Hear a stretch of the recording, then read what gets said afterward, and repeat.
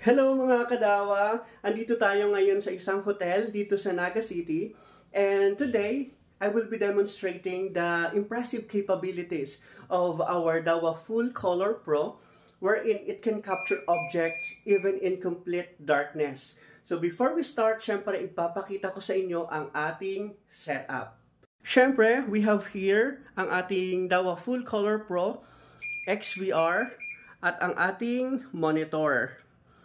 And also, as you can see, the lights are still on and everything is clearly visible.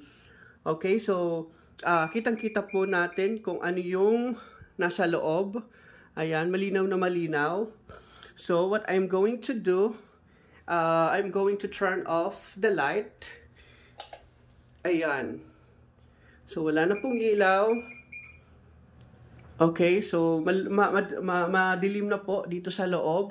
But, makikita natin dito sa ating Full Color Pro, sobrang linaw po.